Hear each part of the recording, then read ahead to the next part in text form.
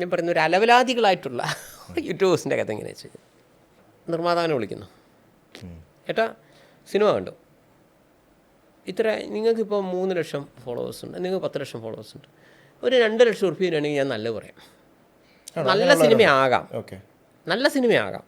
എന്നാലും ഇവൻ പറയും മോശമാണ്, കാരണം ഇയാൾ പൈസ കൊടുത്തില്ല. അല്ല അങ്ങനെയുള്ളവരെ അറിയോ പേഴ്സണലി?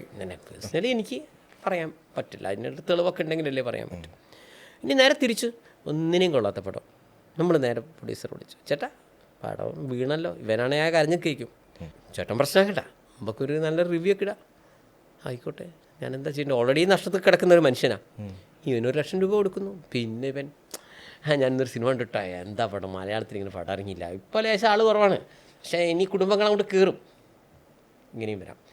ഇതെങ്ങനെ, ഇത് നിങ്ങൾക്ക് തന്നെ മനസ്സിലാക്കാം. ഈ പരിപാടി കാണുന്നവരോട് ഞാൻ പറയുന്നു, റിവ്യൂ ചെയ്ത ആൾ പണം വാങ്ങിയാണോ ചെയ്തിരിക്കുന്നത്, നിങ്ങൾ എന്നോട് ചോദിച്ചു തെളിവുണ്ടോയെന്ന്. ഞാൻ പറയുന്നു റിവ്യൂ ചെയ്ത ആൾ പൈസ വാങ്ങിയാണോ എന്നറിയാൻ നിങ്ങൾക്കൊരു എളുപ്പവഴി ഞാൻ പറയാം. ഒന്നിനും കൊള്ളാത്തൊരു പടം, ഒരു 5 പൈസയ്ക്ക് ഗുണമില്ലാത്തൊരു പടം, ഈവൻ ഫസ്റ്റ് ഷോ കണ്ടിട്ട് പറയുകയാണ് ഇങ്ങനൊരു പടം ഇറങ്ങിയില്ല കേട്ടോ, നിങ്ങൾ എത്രയോ സിനിമകളൊക്കെ നല്ല അഭിപ്രായം പറഞ്ഞിട്ടുണ്ട്, പുള്ളിക്ക് അത് വർക്കായതുകൊണ്ടാവാം. അല്ല എങ്ങനെയും വരാം, 2 രീതിയിൽ വരാം. ഇനി നേരെ തിരിച്ചു, നല്ലൊരു സിനിമയെ മോശം എന്ന് പറയുന്നവരുമുണ്ട്.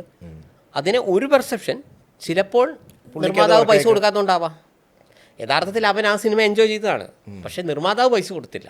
നല്ല സിനിമയാണെന്ന് അറിയാം, അവനും അറിയാം അത് 100 സ്വർണ്ണ പടമാണെന്ന്, പക്ഷേ നിർമ്മാതാവ് ഭീഷണിപ്പെടുത്തിയ പൈസ കൊടുത്തില്ല, അപ്പോൾ അതുകൊണ്ട് അവൻ പറയുന്നു. ഇങ്ങനെയും വരാം.